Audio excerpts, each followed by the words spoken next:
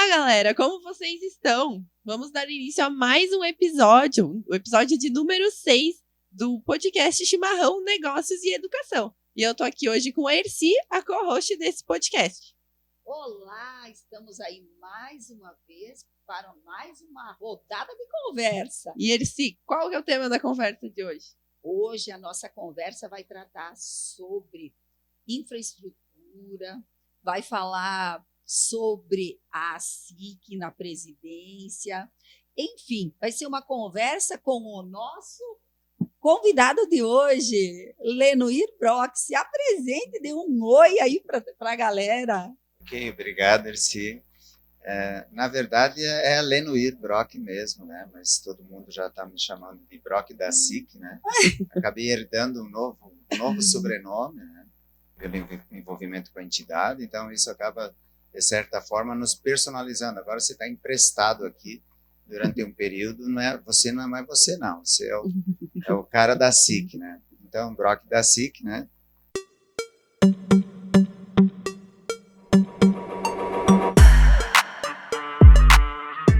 Eu moro em Chapecó fazem quase 20 anos já, mudei para cá, vim de Quilombo, aqui pertinho, né? Tenho duas filhas, tenho Isadora, com 21 anos, que faz psicologia tá em Curitiba, a Betina, que está com a gente ainda aqui com 17 anos, se preparando para ir adiante também, né? Bem bom. Minha esposa é Jussara, né, que administra a Escola de Inglês IASG, né, uma propriedade da gente. E eu, né, como essa coisa de se apresentar é mais difícil falar da gente do que falar dos outros. É, né? verdade. Eu formado em Direito pela Universidade Federal do Rio Grande do Sul, em 1986, já faz um tempinho. Então, já fez uso do direito por muito tempo. Muita gente pôde ser agraciada com o seu trabalho, né? Sim, verdade. Mas, na verdade, eu acabei voltando, né, de Porto Alegre, voltando aqui para Quilombo, né, eu brinco no Quilombo amado, né, e aí ali, na época, era uma indústria madeireira, né, em vias de fechar, porque a atividade era atividade extrativista, né, Sim. Então eu montei uma construtora na época para aposentar os trabalhadores da serraria, e eles se aposentaram e eu continuei. Olha só, esse Continuei com a segmento construtora. já estava no sangue, né? É, verdade. Muito bem. E, Lenoir, falando um pouquinho, então, Brock da SIC. Brock. Brock, me fala a tua pegada com a SIC, que é a Associação Empresarial aqui da região, na maior cidade do Oeste. Sim. E ali tudo acontece, porque as maiores empresas fazem parte dessa associação. Como é para ti assumir esse desafio, porque é um desafio grande, mas você já vinha sendo preparado, até onde eu acompanho. Sim. Como é isso? E até o dia a dia, porque praticamente uma associação desse porte precisa muito do seu presidente. Sim. É uma demanda constante, na verdade, a SIC eu diria assim, as pessoas entendem muito a SIC, às vezes, como uma parte do poder público, né? Então, as demandas são genéricas, são diversas, né? A gente tem demandas, quando fala do hospital regional, a SIC está envolvida, fala do problema de energia, a SIC está envolvida, problema de infraestrutura de transporte, a entidade precisa estar envolvida. Na verdade, a entidade são os associados, né? Uhum. É o que eu digo, na verdade, o que nós fazemos lá é simplesmente representar 1.500, 1.600 associados que a entidade tem, né, para falar em benefício deles, em benefício da categoria empresarial. Então, esse é um aspecto um pouco mais, eu digo, não é difícil, mas é de uma enorme responsabilidade, porque a gente precisa se dedicar muito tempo. Eu diria que hoje, para você conseguir manter a entidade, quer dizer, cada presidente dá o seu tom, né? Uhum. Então, para que a SIC toque a música que eu gosto mais, obviamente eu tenho que estar mais presente, né? Então, mas é fácil, porque a gente tem uma equipe no administrativo, uma equipe muito boa, que está sempre preparada, a minha diretoria é excelente, né? eu sempre brinco, né, que são os jovens da SIC estão na minha diretoria, então é mais fácil, né, porque eles têm mais energia, mais pegada, e aí eu às vezes até freio um pouco, né? Mas é tranquilo, e o preparo acontece. Hoje mesmo a gente tem 2 vice-presidentes na diretoria, né? Que é o Elon e a Luísa, né? Então, eles já estão se preparando, né? Para logo lá na frente assumir a entidade, né? Teremos daí uma mulher daqui a 4 anos, provavelmente, se a Luísa topar, né? E tudo der certo, será uma mulher pela primeira vez, eu acho, na presidência da SIC. Então, é tranquilo, porque a gente vem se preparando. Não cai no colo do nada, assim. Não. Porque tem muita coisa envolvida, como colocou, quando a gente vê todas essas necessidades que são coletivas e que vem em busca da SIC, é porque ela vai somar. Ela vai somar com essas necessidades das várias empresas impactadas, seja por questão de energia, de falta de água, enfim, né, de saúde. Quando há o envolvimento, tanto há a necessidade como há a força. Naquilo, eu imagino que o presidente toma para si aquilo que ele vê que é uma necessidade. Na verdade, é isso. A gente está para representar todos os sócios, né? Nós somos simplesmente lideramos um processo de condução da entidade, mas nós estamos ali para benefício dos associados. Eu sempre digo que a SIC não é a diretoria, não são as pessoas que estão no comando. A SIC são os associados. A gente está lá para representá-los. Então, essas 1.500 pessoas que estão sócias hoje, elas têm nessa diretoria, na equipe que está no comando, pessoas que representam eles nas mais diversas necessidades, né? E às vezes até a gente precisa ir para a briga, né? Como agora, por exemplo, a gente vem brigando muito pela questão da recuperação da BR-282, né? E da 283, que é essa que liga Concórdia até Chapecó, vai até Palmitos, enfim, aquela região, vai até o extremo oeste. Na verdade, a 283, ela é uma rodovia que, por incrível que pareça, ela é uma paralela à 282. Nós temos uma rodovia estadual aqui, né, que pode ligar com a 153, né, e vai até o extremo oeste. Então, esse trecho, daqui a pouco, você precisa fazer um reparo na ponte sobre o rio Chapecó, ali em Nova Erechim, que, por sinal, está precisando urgentemente de um reparo, né? Você teria a 283 para servir como uma rodovia de desvio para a 282 até fazer o reparo. E o grande problema hoje é que a gente não tem desvio. Se precisar, nós estamos em situação complicada. Então, a SIC briga por essas coisas também, mas é um interesse do associado, principalmente, que a gente tem que defender, né? Nessa representatividade acaba muitas vezes, ano após ano, trazendo uma evolução para a cidade e para a região, né? Com essas pautas que são representadas através da associação comercial. Na verdade, é exatamente isso, né? Quando a SIC se manifesta, tem uma visão regional, né? Quando as pautas são estaduais ou são federais, a gente não tem que ir sozinho, muito pelo contrário. A gente precisa se juntar com todas as associações, da menor até a maior, né? A gente precisa se juntar. A própria SIC, ela hoje parece que é uma entidade grandiosa com sócios abonados, né? Não é verdade. 95% dos associados da SIC são micro e pequenas empresas. Olha, que curiosidade, né? É verdade. Então, é por isso que, na verdade, a entidade, ela é uma fortaleza para o associado, né? Quando a pessoa está sozinha, ela não tem como se defender, ou ela não tem como exigir o cumprimento dos nossos direitos, mesmo enquanto contribuintes, né? A entidade faz esse papel, não só do lado de defender interesses, mas também, às vezes, de promover uma ação social, como a gente faz quando briga pela rodovia, briga pela ferrovia, quando a gente briga para defender o nosso hospital regional. Quer dizer, todos esses movimentos, eles são o envolvimento da diretoria em nome dos associados. Então, fazendo isso, o associado tem alguém que fale por ele. Ótimo. E pegando esse gancho aí da BR-282, não faz muito que foi feito em Pinhalzinho, né, uma moção com, eu diria assim, como colocou, com bastante peso, juntando várias associações aqui da região oeste e extremo oeste, eu acho que juntou. Fala um pouquinho disso, porque eu já estava ouvindo na rádio que estava dando algum efeito. Uhum. Na verdade, esse movimento é o tal movimento da indignação, né? Quando você está tão indignado que parte para ação. Você precisa fazer alguma coisa e a gente precisa acordar para isso, porque às vezes não é nem má vontade do governante, existem tantas demandas que ele vai atender necessariamente quem grita mais, né? Ou o bebê que chora mais é o bebê que acaba mamando antes, né? Então a gente precisa fazer esse movimento e foi o que foi feito nesse caso aí.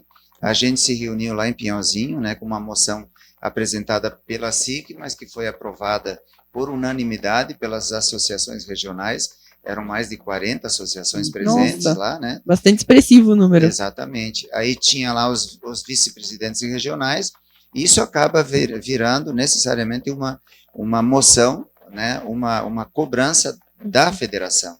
Então, hoje não é mais uma moção da SIC ou das entidades regionais somente, é um pedido, né, um clamor e uma exigência da FACISC, através de todas as associações da região. E o problema não é só no oeste, né, o problema, todas as rodovias têm sérios problemas, né, desde o sul ao norte, leste ao oeste, né, os problemas são sérios, né, nesse quesito. E nós, principalmente aqui do oeste, né, a gente depende muito, né? A 282 é uma rodovia por onde passa toda a nossa carga, praticamente, né? São mais de 1.000 caminhões diariamente que transitam por ali, levando carga somente da região de Chapecó, né, em direção ao litoral, né? Então, por isso que a gente pede tanto que haja uma atenção especial, porque se a 282 não funcionar, a gente fica sem caminho. Ou não vai sair comida daqui, né? Com esse trânsito todo, não existe, a estrada tá inteira, né? Se não tiver cuidado, se não for repensada. Agora, nessa semana mesmo, a gente tem um dado, né? São dados empíricos, não tem assim, é um grande problema, porque a gente precisa disso também na região, né? Fazer uma pesquisa mais efetiva para entender melhor o que está acontecendo, né?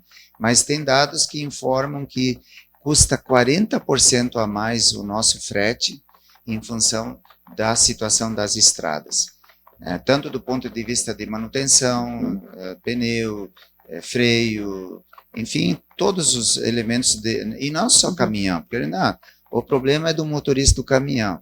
Você vai para a estrada, você encontra famílias com o carro arrebentado, né? Quer dizer, o prejuízo é geral, né? Mas se você tem esse custo maior no transporte, obviamente, o consumidor é quem acaba pagando. Isso acaba acelerando os índices de inflação também, porque vai mais combustível, né? Vai mais manutenção, e isso necessariamente precisa ser repassado para o consumidor. E aí vai chegar mais caro na ponta final. Vai chegar mais caro. E eu vejo assim que a rodovia é muito antiga e é um tema que ele é recorrente, né? Sim. O que ela precisaria era ser duplicada, eu acredito, sim, né? E que ela ficasse nova, né? Porque agora também, com esse pedido, é porque muita gente está morrendo ali de Ponte Serrada ao Irani. Aconteceram já diversas mortes, né? Nós temos trechos já recuperados que estão com problema também aqui na direção de São Miguel do Oeste. Então, precisa realmente uma ação rápida. O que a gente tem de notícia, isso nos deixa muito feliz, é que nessa semana mesmo nós recebemos a notícia de que no dia 13 de julho, né? Então, daqui a uma semana, nós teremos o lançamento, né, já do edital, para que esse trecho da 282 de Chapecó até Vargem Bonita, que ele seja recuperado, né? Mas o trecho que tem uma demanda maior é de Ponte Serrada, né? Porque até lá a rodovia já foi recuperada, né? De Ponte Serrada até a 153, que é o famoso trevo do Irani.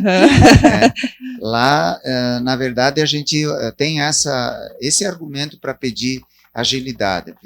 Digamos, da região aqui de Chapecó, ou do extremo oeste, tá, vem 1.000 caminhões, como exemplo, né? Quando chega no trevo de Irani, 200 caminhões vão para o Rio Grande do Sul, quer dizer, pega a 153 no sentido Erechim. Mais 300 caminhões vão no sentido 282 mesmo, na direção do litoral, seguindo pela 282. E mais 400 caminhões vão aqui, ou 500 caminhões vão aqui no sentido 153, sentido Curitiba. Então, ali o trânsito se divide. E o trecho do Irani até a 470, que a gente também quer recuperar com urgência, né? Ele pode até esperar um pouco mais, justamente por causa dessa divisão. Como o governo não tem recurso para isso, né? Isso foi dito para nós pelo próprio presidente do DEINFRA, quando ele noticiou que o país precisa de 19 bilhões só no Ministério da Infraestrutura para manter as rodovias já existentes, né? Fazendo a manutenção necessária diariamente, e construir as novas que precisam, né? 19 bilhões. E o orçamento do Ministério da Infraestrutura é 6 bilhões. Então não tem como fazer. E como não tem como fazer, não tem outra solução que não privatizar. Deixa que a iniciativa privada faça. Né? Nem que faça por um tempo, depois o governo pode retomar de volta, se entender que não está sendo bem atendida, não está sendo bem servida, né? Mas a duplicação é necessária. O mais urgente agora é a recuperação, pelo menos desse trecho de Ponte Serrada até o Irani, né? Enquanto isso, muita gente tenta usar a 283, que é essa rodovia paralela que liga com Ceará, Concórdia, que também não tem condições de trafegabilidade, né? Então é um problema em dobro, né? Nem é falar de duplicação agora, assim, só de recuperar para poder andar. A gente precisa ter como e por onde andar, né? Infelizmente, essa é a nossa realidade, e por isso que o empresário estino, o trabalhador estino, grita tanto, né? Porque realmente nós não temos saída. A nossa única alternativa é a 282, é a 283, enfim, são pequenas rodovias da região que a gente utiliza, né? Se for comparar aqui, mesmo com o Paraná e até o Rio Grande do Sul, até a topografia favorece mais, né? Então, um trecho de rodovia em Santa Catarina, e principalmente aqui no oeste, o consumo de recursos é maior, porque a topografia é bastante acidentada. Né? É verdade. Nossa geografia... Ela não foi muito generosa, né? Ou quem colonizou procurou lugares um pouco mais acidentados, né? Verdade. É a tradição, principalmente italiana, né? Os italianos gostam de... Acho que era difícil de capinar, né? Tem que ficar capinando um pouco mais em pé, o cabo da enxada curto, daí se fosse ladeira acima facilitava. Faz muito sentido. E pegando também, Brock, todo esse movimento do associativismo vinculado à FACISC e toda essa, eu diria assim, toda essa nossa região, o escoamento, então, estradas de difícil recuperação e tal, surgiu a oportunidade de fazer o estudo da viabilidade da ferrovia. Sim. Eu acho que cabe muito bem que você apresente o porquê que surgiu esse interesse, alguma coisa que está acontecendo a nível de Brasil, o que levou a SIC, as associações, enfim, conta um pouquinho para a gente disso. Na verdade, essa demanda é uma demanda antiga, né? Nós falamos aqui de mais de 30 anos que a gente vem pedindo ferrovia, mas a gente depende de governo, né? E o governo não tem condições nem para manter as rodovias, como é que vai fazer ferrovia, né? Felizmente, o atual governo fez uma mudança na legislação, né? Isso foi agora no ano passado mesmo, né? No final do ano passado, permitindo que as ferrovias fossem, por autorização, exploradas pela iniciativa privada. E no Paraná, nós já temos lá a chamada Ferroeste, né, cujo governo paranense já vinha trabalhando no sentido de uma nova ferrovia para trazer principalmente milho do Mato Grosso do Sul e do Mato Grosso, né, para o Porto de Paranaguá também, que era uma intenção usar a produção do Mato Grosso do Sul para escoar via exportação pelo Porto de Paranaguá. Então, o governo do Paraná foi o primeiro a tomar a iniciativa, né, e iniciaram esse estudo de Maracaju, no Mato Grosso do Sul, indo até Paranaguá. E um outro trecho, então, que já é da Ferroeste, que liga Cascavel até Guarapuava. Esse trecho já existe, né?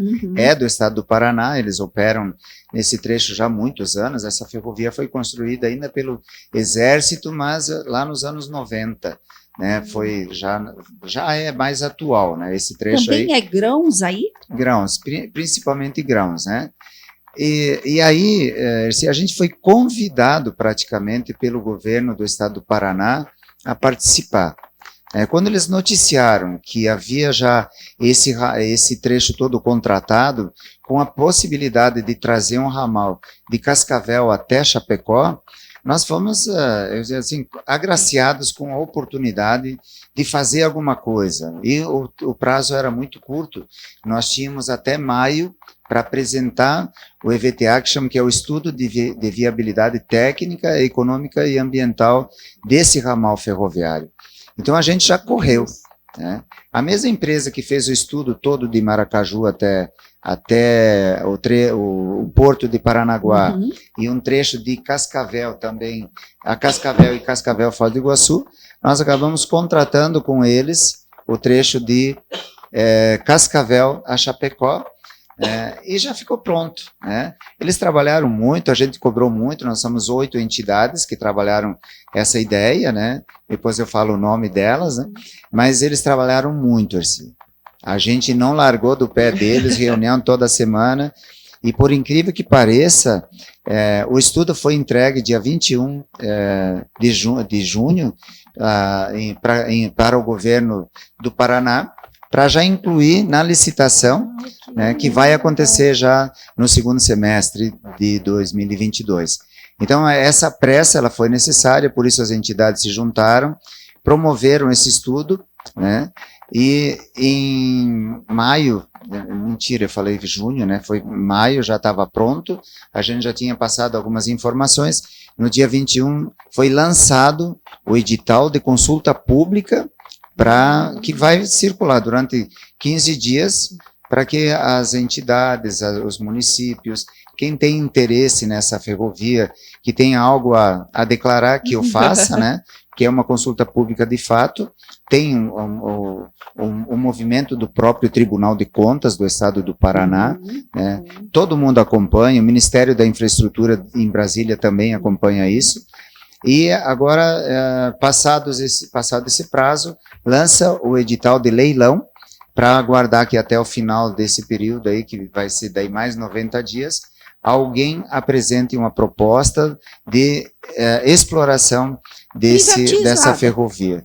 É totalmente privatizado, inclusive o trecho que é do governo do estado do Paraná vai ser leiloado junto, né, para o grupo. Agora a gente espera, assim, fundos de investimento, que envolve talvez até fundos de pensão, grandes players do transporte mundial. Aí nós aguardamos aqui, pode ser chineses, pode ser japoneses, pode ser árabes, enfim, que lidam muito com petróleo, deve ter muito dinheiro também, né?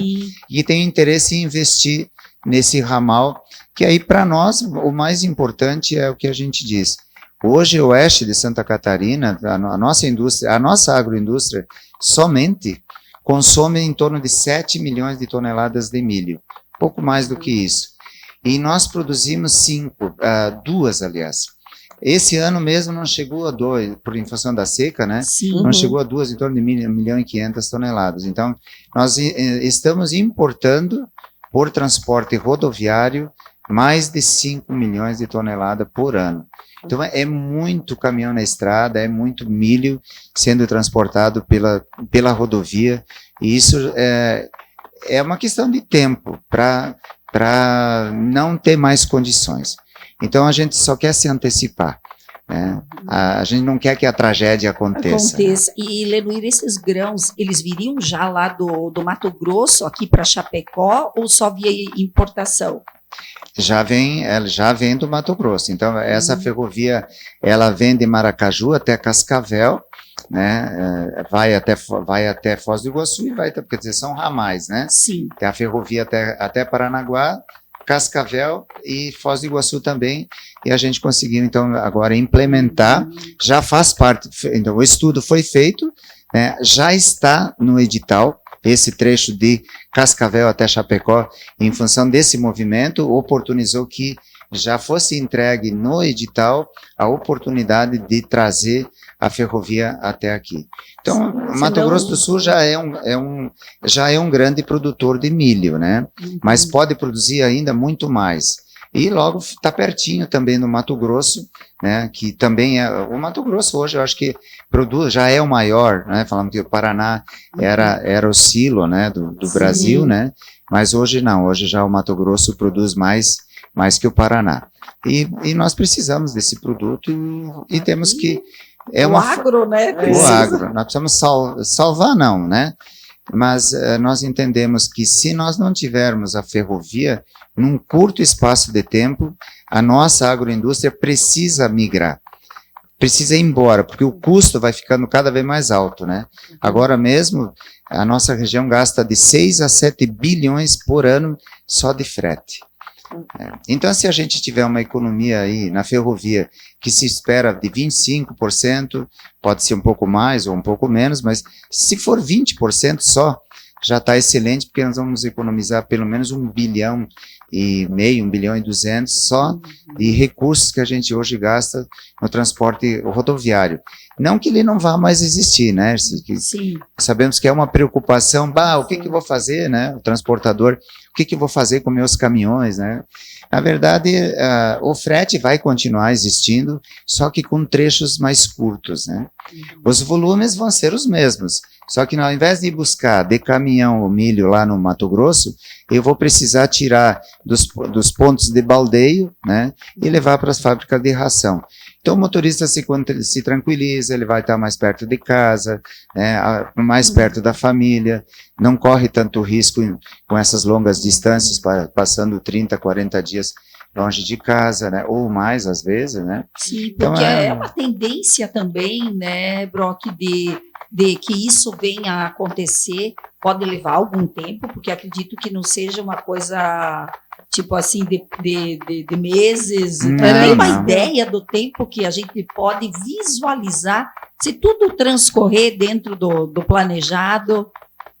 O estudo foi feito e, por enquanto, é somente um estudo de viabilidade, né? Sim. Agora nós temos que aguardar o leilão, ver se vai ter gente interessada, né, para fazer uma proposta, para realmente fazer a exploração, né, para obter autorização para explorar.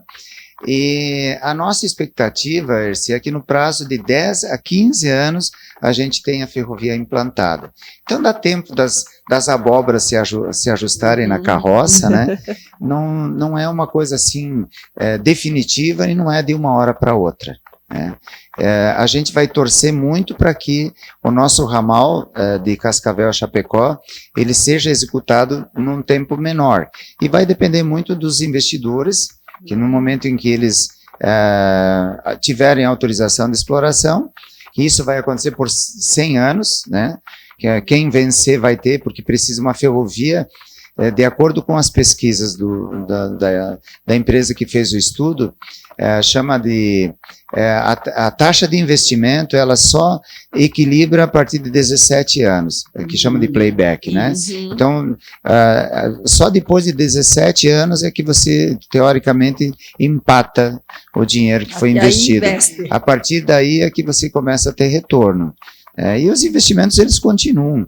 Na verdade, a ferrovia vai trazer muito mais empresas para a região, muito mais riqueza para a região e, obviamente, vai ter também mais frete para quem já faz isso hoje e vai continuar fazendo lá na frente também. Eu tinha bem essa dúvida se era através de licitação, se era leilão, qual que era o processo que acontecia para achar a empresa que assumiria isso, pensando que é no privado.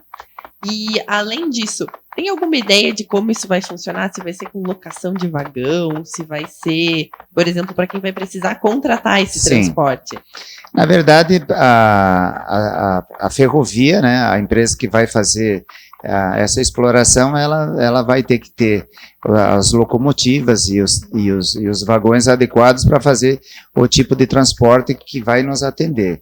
Então, como a gente vai trazer basicamente milho, né, do Mato Grosso, milho, soja e farelo de soja, a gente precisa de um vagão graneleiro, né, que possa trazer esse equipamento.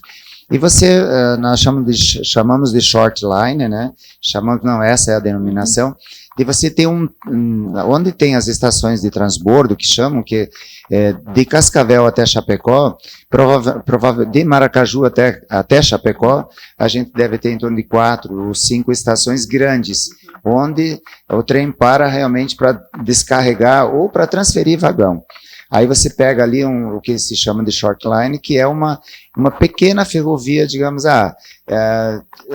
São Miguel do Oeste precisa trazer algum produto até Pinhalzinho, um exemplo, por trem. Então, eles criam lá um ramal para descarregar. Então, cria um trilho separado, né, apartado do ramal principal, e por ali você vai poder operar, distribuindo, então, num ramal menor, o produto que a principal trouxer, né. E o que a gente espera aqui, como a gente disse, basicamente o estudo da ferrovia, ele já é viável simplesmente trazendo milho, soja e farelo de soja. E, teoricamente, levando de volta, daí para Paranaguá, carne de suína, frango e peixe. Dizemos que, se a gente tiver uma duplicação da BR-282, e o estudo já comprovou isso também, que muitas vezes o frete do oeste e sudoeste do Paraná vai acabar acontecendo via Santa Catarina para os portos catarinenses. Embora isso parece assustar, se acontecer a ferrovia, os portos de Santa Catarina vão ter sérios prejuízos, porque daí o transporte vai acontecer via Paranaguá.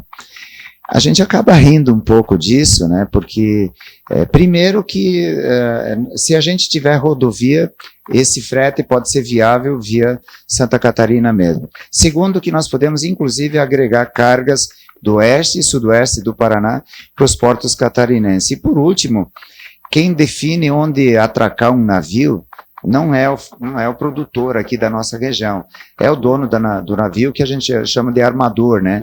Se ele atracar um navio em Itajaí, óbvio que a gente vai ter que levar o nosso produto para Itajaí.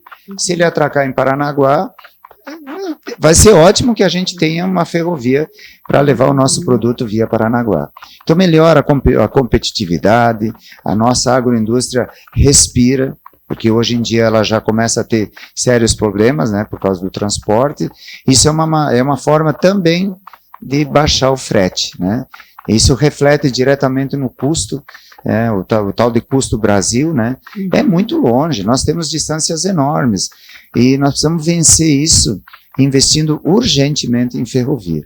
E, Brock, essa ferrovia, a ideia da ferrovia como um todo, ela beneficia só a grande empresa ou ela consegue beneficiar também o pequeno produtor? Como que funciona isso?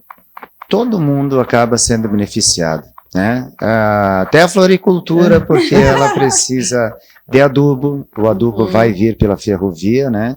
O pequeno comerciante, ele vende lá farinha, né? A farinha que ele vender vai ter um custo menor, ele vai ser beneficiado, ele vai ter um produto com preço diferenciado para oferecer, e um carpinteiro, né, vai poder trabalhar, vai desenvolver o trabalho dele. Então, todo mundo necessariamente acaba sendo beneficiado. Então, todas essas entidades que se envolveram que patrocinaram esse estudo, analisaram todas as alternativas possíveis. Porque aqui a gente está falando de associações e federações que são responsáveis. Ninguém ia propor um estudo que fosse trazer prejuízo para quem quer que seja, e muito menos para o nosso estado de Santa Catarina. Então, quando fala, talvez, essa ferrovia vai ser um prejuízo para os portos catarinenses, a gente fala que é melhor trazer milho via ferrovia do que levar a nossa indústria para produzir no Paraná, no Mato Grosso ou em outros lugares. Então é urgente que a gente atenda a nossa agroindústria para resolver um problema mais grave, né? Mas trazendo soja, nós vamos ter aqui esmagadoras de soja já para produzir óleo, né? Nós já temos aqui na região. Então, o soja vai produzir óleo de soja, obviamente isso vai beneficiar os consumidores, inclusive, né? Então, tem uma série de produtos, né? Nós vamos trazer, por exemplo, vamos trazer aço, né? O aço vem diretamente, a maioria, quer dizer, eu acho que 80%, não tenho esse dado, do nosso aço é importado. Então, a ferrovia pode trazer esse aço ao invés de vir pela estrada. Até a cerveja, né? Daqui a pouco chega via ferrovia também, né? Precisamos de muitos vagões para cerveja. Dá para perceber pela quantidade de associações e entidades que estão envolvidas nesse projeto quanto é uma frente unida, porque ao falar delas é um pouquinho de cada segmento, né? Sim. E isso dá um corpo para o projeto sair do papel. Eu sou, de fato, um entusiasmado. Na verdade, a gente analisa hoje a Europa, Estados Unidos, a própria China, que todo mundo acha que é um país jovem, ele ficou rico agora há menos tempo, né? Mas a China tem mais de 5.000 anos também, né? Então, todos os países desenvolvidos têm ferrovia. Qualquer lugar que você for, você vai poder passear de trem, né? Na Itália, na França, você vai preferir, inclusive, ir de trem, né? Hoje lá o transporte de passageiros basicamente é de trem bala, né, andando a 400 km por hora, né, você vai vencer trechos aí de 1.000 km com uma agilidade incrível, andando de trem. E esse é o destino do Brasil também. Cabe a gente se antecipar, não esperar sofrer tanto para ter o trem disponível. Então agora a carga é essencial. Esse é o primeiro passo para que a gente tenha essa ferrovia disponível o mais rápido possível, né? E a gente só vai ver a evolução quando começar a se concretizar. Exatamente. Pequenos trechos, grandes trechos, e isso acho que vai demonstrar essa redução de custos, como tu coloca, Sim. Que vai ser notável, as pessoas vão observar a própria agroindústria. Hoje eu imagino o percentual que representa o transporte no custo Sim, do seu produto. sim. Ela pode reinvestir, ela pode ampliar com essa redução desse custo que vai dar. E olha só, Erci, foi bom tu ter tocado nesse assunto, porque quando a gente pensa em agroindústria, a gente pensa no porco, no frango e onde vai dar isso, né? Hoje, nós temos o anúncio, inclusive, nessa semana, de um investimento de 2 bilhões que está sendo feito pela Nestlé, 2 bilhões e sendo feito pela Nestlé aqui em Vargião, certo?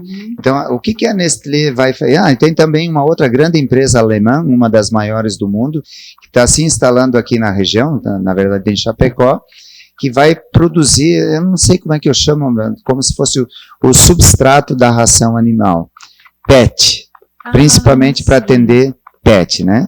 Então, e para isso eles usam os dejetos de frigorífico. Então, a ração animal, a farinha, ossos, a proteína animal é acrescentada nesse produto, né, nesse substrato, que é o que dá gosto, né, a ração para cachorro, né? Você vai lá no pet shop, você vai comprar a ração, hoje tem ração com gosto de carne de peixe, carne de porco, carne de frango, isso tudo pode ser feito de maneira natural por essas empresas que estão se estabelecendo aqui. Então, quem está atraindo esse pessoal é a nossa agroindústria. E vai usar o subproduto da nossa agroindústria. Então, não vai, a gente brinca, né, que daqui a pouco o berro também vai ser aproveitado, porque de resto, nada mais se perde no que diz respeito à nossa agroindústria. Isso vai melhorar, inclusive, a qualidade da água, porque um dos grandes dramas da nossa região é o que fazer com carcaças, né? Vocês devem acompanhar isso também, Sim. né? A carcaça dos animais mortos, ela pode ser reaproveitada, evitando depor esse animal morto no chão, né? Que pode contaminar o nosso lençol freático. Então, esse desenvolvimento, ele só vem justamente em benefício das pessoas. Nós podemos diminuir muito a possibilidade de contaminação do lençol freático, desde que a gente tenha as indústrias que vão poder explorar todo esse subproduto que vai estar disponível aqui na região. E isso vai gerar um grande olhar, eu acredito. E com isso a gente vai ver, quem sabe, outras empresas vindo para essa região para se instalar, vendo que tem infraestrutura. Com certeza. Por isso que não deve preocupar nem o transportador, porque nós vamos ter uma oferta de carga muito maior. Né? Pelo fato de a gente ter o trem, obviamente, né? Nós conseguimos trazer mais cargas, né? Mas essa carga precisa ser derivada. O trilho vai passar num determinado lugar, que o nosso grupo de estudo aprovou depois de um termo de confidencialidade. Aliás, eu preciso aqui cumprimentar os nossos parceiros, porque ninguém falou nada, né? E como se a gente não soubesse até o último dia onde essa ferrovia realmente ia passar. E o estudo foi apresentado no Paraná, e agora foi apresentado aqui em Pinhalzinho também pela empresa que fez o estudo, e nem os próprios investidores aqui no estudo sabiam exatamente onde a ferrovia ia acontecer, porque a nossa preocupação foi determinar que o estudo fosse feito com profissionalismo, que ninguém precisava ficar sabendo, que o que a gente precisava saber era onde teria o menor impacto ambiental, onde teria o melhor resultado econômico e onde não afetaria o lado social. Então, por exemplo, essa ferrovia não passa em áreas indígenas, não atravessa áreas quilombolas. Houve essa preocupação em já proteger essas regiões que tem, ela não atravessa grandes áreas de floresta. E o que a gente diz também, se tiver que suprimir alguma árvore para passar uma ferrovia, em compensação, um trem somente, ele evita, às vezes, o transporte aí de 1.000 caminhões. Então, você imagina 1.000 caminhões no asfalto, né, rodando pneu, gastando combustível, né, e sendo que para substituir 1.000 caminhões, duas locomotivas, né, no máximo 3 são suficientes aqui para a nossa região. Então, do ponto de vista ambiental, inclusive, esse estudo, Erci, Vanessa, ele foi considerado um dos melhores do mundo pela coroa britânica. A gente se orgulha disso, porque, na verdade, a coroa britânica tem uma classificação de obras, né, desse porte. E essa ferrovia, desde o trecho inicial, que seria em Maracaju, né, já está considerada uma das melhores do mundo em termos de sustentabilidade, né, econômica, social e ambiental. Então, isso já nos deixa muito feliz legal, também. Né? Um excelente estudo foi feito, né? Sim, verdade. Muito bem. Porque com a economia que o trem passa a gerar, não é só a economia do trem, também cuidado pela terra, pelo povo, isso faz Sim. com que o pessoal aprove, não só as empresas que vão ser beneficiadas, mas a população em si, que não consegue ver o quanto isso vai impactar diretamente. E não vai incomodar, Isso. na verdade, né? Porque o trilho não ocupa muito espaço, né? Sim. Só incomoda se for um apito muito forte também, né? Nas Mas paradas. e o trem não vai passar, obviamente, não vai passar dentro de cidades, né? Houve uma preocupação também em já promover um estudo do trem passando ao largo das cidades, né? Porque a gente sabe o prejuízo que acontece, talvez daqui a 50, 100 anos, se um trem passasse aqui logo do ladinho de Chapecó. O que acontece hoje em Curitiba, nas grandes cidades em São Paulo, Ponta Grossa, o custo para agora você remover uma ferrovia que está dentro da cidade para uma região onde ela não atrapalhe as pessoas. Então, é um custo que a gente já tem que evitar agora para que isso não aconteça. E Brock, talvez quem vai assistir esse nosso podcast pode ficar pensando, mas afinal, ela vem até Chapecó, ou ela vai vir para que região, para que cidade, onde é o final dela? Para Chapecó, é importante que ela venha, né? E nós acreditamos que num curto espaço de tempo ela seja feita. Mas o estudo, na verdade, ele trouxe a ferrovia até na região de Pinhalzinho, Nova Erechim, porque se chegou à conclusão de que para atravessar o rio Chapecó, ali entre Nova Itaberaba e Nova Erechim, e passar para o lado de Chapecó, seria necessário uma grande ponte, né? E mais um túnel bastante alto, bastante grande também, né? E oneroso, principalmente. Então, para que a taxa de retorno ela fosse mais interessante, o estudo entendeu que ela poderia sim parar antes do rio Chapecó. Então, por enquanto, ela não vem até a cidade de Chapecó, até porque não é necessário, né? Nós vamos ali 40, 50 quilômetros buscar milho, quando a gente está fazendo hoje 2.000 quilômetros, 1.500 quilômetros ou 1.200 50 quilômetros está tranquilo. E aí o nosso transportador também vai ficar feliz, porque mesmo assim ele vai ali buscar, né? Claro que existe um outro estudo já, né, que está sendo financiado daí pelo governo do estado, de uma ferrovia que viria então de Correia Pinto, próximo a Lages, até Chapecó, com o objetivo de levar o nosso frango, o nosso suíno, né, e o peixe também que é produzido na região, para os portos catarinenses. Então, esse movimento da nova Ferroeste fez com que o próprio governo se mobilizasse no sentido de mostrar a viabilidade de um outro trecho que poderia ser importante. E também da recuperação do 1282, né? A duplicação ou recuperação imediata com a duplicação futura, porque nós vamos ficar pelo menos mais 10 anos esperando a ferrovia. Então nós precisamos de uma estrada com urgência, né? Não podemos esperar. É isso aí. Tá louco. Nossa, esse nosso papo tá bem legal e a gente poderia ficar horas aqui, né, sim, Brock, com certeza. falando. Eu vejo assim que tu tá muito inteirado e participou muito desse processo. E esse engajamento, através de todos os envolvidos, conseguiu chegar a tempo para que pudesse fazer parte dessa parte licitatória aí, né? Uhum. E sem esse estudo nós não teríamos tido oportunidade de estar junto, né?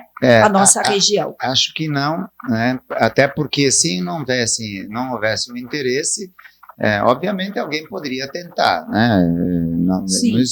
Se a gente não fizesse, não aconteceria. Não, talvez acontecesse, só não agora, né? Uhum. Então, hoje não, em função dessa iniciativa das entidades, o ramal é uma realidade, já faz parte da consulta pública, né? E vai fazer parte do leilão. Então, quem obtiver a autorização para fazer a exploração, ela é global, já desde Maracaju, Paranaguá, Cascavel e Chapecó. O que a gente torce, né? E daí para isso nós precisamos muito do envolvimento, agora sim, do envolvimento político, principalmente na pessoa do governador do estado, dos nossos prefeitos, tanto daqui de Santa Catarina quanto do Paraná e do próprio Mato Grosso, porque a ferrovia vai atravessar municípios, né? Então, precisa fazer um trabalho de conscientização das comunidades para que elas se preparem, porque vai acontecer, embora seja uma coisa importante e necessária, não é como rodovia, né? Que o pessoal gosta de rodovia porque passa o carro, daí tem um posto de combustível, tem um restaurante, tem uma série de serviços na margem das rodovias que atende as pessoas que usam a rodovia. Obviamente, diminuindo o número de caminhões nessas regiões, vai haver um primeiro impacto até haver um ajuste que vem com certeza na sequência, né? Vai depender muito do movimento, então, agora dos políticos, dos prefeitos, para que já comecem a se preparar para essa realidade. Talvez ela aconteça nesse prazo que eu estou falando, ela pode até demorar um pouco mais, mas com certeza vai acontecer. Quer a gente queira, quer não, mesmo que alguém brigue contra, vai acontecer. Agora não depende mais só da gente, né? É um estado de necessidade. E para Santa Catarina é o que eu digo, para que Santa Catarina continue crescendo, né? E nós já somos a 4ª economia do Brasil, daqui a pouco a gente está ali junto com o Rio de Janeiro, daqui a pouco a gente passa o Rio de Janeiro, né? Então, é um estado que tem que realmente fazer esses investimentos em infraestrutura para ter essa capacidade de crescimento, né? E pode produzir cada vez mais. Com certeza, né? E olha, com essas grandes indústrias vindo para a nossa região, oeste, que já tem... E as indústrias vêm para cá, não é só porque tem a matéria-prima, não. É porque o povo oestino é trabalhador, tá? O povo oestino é um exemplo. Nós temos uma pesquisa que vai acontecer agora sobre a produtividade do trabalhador oestino, né? Porque é engraçado, dizem que o trabalhador americano, ele produz 10 vezes mais que o trabalhador brasileiro. Não sei quem faz essa pesquisa, né? Mas nós aqui do Oeste temos certeza que esse índice para nós aqui não é verdade. Para nós aqui, com certeza, ele é bem diferente, porque o trabalhador do Oeste é trabalhador. E ele precisa ser valorizado até por conta disso. Então, um dos motivos da vinda de boa parte dessas indústrias para a nossa região, e aí eu falo também aqui do norte do Rio Grande do Sul, do sudoeste e oeste do Paraná, enfim, toda essa região, né? A Serra Gaúcha, né? São os imigrantes que vieram colonizar essa região, que de fato são trabalhadoras, e aí por causa disso que as coisas acontecem, né? É verdade. É por isso que nós estamos aqui, Exato, os descendentes, né? Muito bem. Eu acredito que pra gente caminhando para o final. Queria saber se tem mais alguma coisa que você gostaria de colocar sobre a ferrovia. Na verdade, eu acho que eu trouxe basicamente tudo, né? O que é essencial, né? A gente agora só vai estar sempre envolvido, né? Todo dia a gente fala disso, né? E cada vez mais envolvido, porque agora, vai acontecer o edital, vai ter o leilão, uma empresa vai ganhar. Aí começa a fase de projeto, né? Por isso que nós falamos em 10, 15 anos, por quê? Porque a gente tem a noção de que depois que a empresa que receber a autorização, a empresa ou entidade, ou os fundos, sei lá quem for, né? Tomara que tenha mais de um, né? Para fazer essa exploração, aí começam os projetos, né? Nós vamos ter ponte, vamos ter viaduto, vamos ter aterro, vamos ter escavação, quer dizer, tem muita coisa para acontecer ainda antes da colocação dos trilhos. Então, é por isso que a gente tem bastante tempo para aguardar. E só a construção da ferrovia vai trazer um monte de empregos para a região também, né? Ela tem um custo razoável, né, de implantação. E isso tudo é mão de obra que pode ser utilizada também na nossa região, tanto do ponto de vista de trabalho na própria ferrovia, como de transporte, né, que vai acontecer também durante esse período da implantação. Gera oportunidade, gera emprego, e aí depois desse tempo tem toda a parte da economia que vai trazer, né? E esse tempo é interessante porque a gente se adapta, né, Vanessa? Esse período todo a gente vai começando a ver onde tem ferrovia, como que o pessoal se comportou. Às vezes é bom você não ser o primeiro, né? Nós temos como copiar, não precisamos inventar nada, não.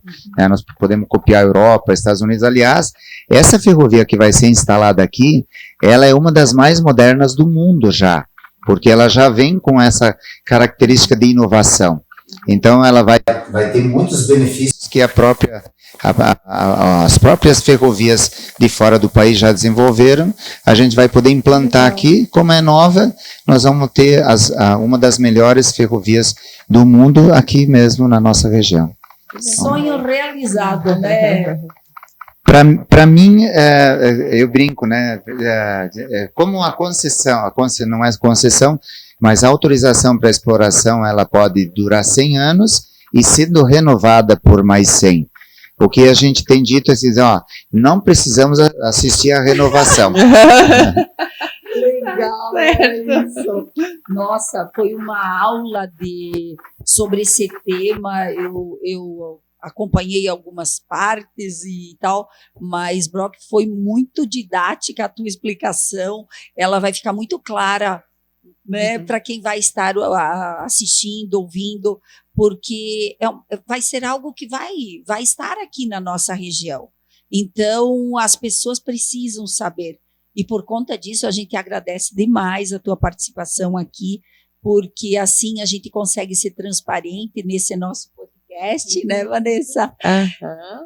Consegue trazer informação para o pessoal, porque às vezes escuta um pouco sobre a ferrovia aqui, um pouco lá, e na prática, o que é ela, quanto tempo leva para chegar e o que ela traz de benefício. E acho que isso ficou muito claro, foi extremamente didático, como o Erci falou. Foi um prazer te receber aqui. E espero que quando você quiser voltar, você se sinta à vontade.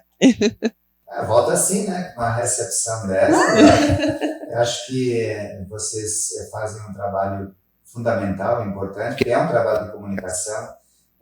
Hoje em dia a gente tem essa ferramenta que facilita um bocado, né? E a gente precisa usar, porque a gente chega mais fácil, com mais liberdade, com mais tranquilidade no ouvido das pessoas, né? Então, eu espero que as curiosidades que existem a gente tenha conseguido aqui esclarecer algumas, mas a gente vai estar diariamente acompanhando todo esse processo, né? Nós não vamos abandonar. Essas 8 entidades que patrocinaram o estudo vão estar sempre junto agora, vendo cada passo acontecendo, envolvido com os governos do Paraná, Mato Grosso do Sul e Santa Catarina. Nós já estamos em conversa com o Rio Grande do Sul, que querem muito que a gente colabore para que eles façam agora um estudo que ligue essa ferrovia até Passo Fundo, né? Legal. Porque o Rio Grande do Sul hoje também já importa 3.500.000 toneladas de milho, né? Então eles também precisam, o Rio Grande do Sul pode produzir muito mais, mas já consome isso, então a gente já está atravessando o Rio Uruguai em algum ponto. Não sabemos aonde ainda, né? Porque a gente tem essa preocupação também e alerta o povo gaúcho para que desvie as áreas indígenas, desvie as áreas quilombolas, ou onde haja algum conflito de interesses da terra, é bom passar longe, né? Você não vai mesmo só... que o trem faça uns quilômetros a mais, mas aí é tranquilo porque pelo menos protege, né? Sim. E acaba colaborando para que a coisa aconteça. Então, com certeza vai ter um outro episódio contando daqui a um tempo, né, Vanessa? Com certeza. Sim, é só chamar. Então, muito obrigada mesmo. Muito obrigada. Obrigado a quem vai estar nos assistindo, nos ouvindo, né? Espero que a gente tenha sido legal com todo mundo. Obrigada, galera. Então, até a próxima semana, próxima quinta-feira, às 6 da tarde, no YouTube e no Spotify. Até mais. Até.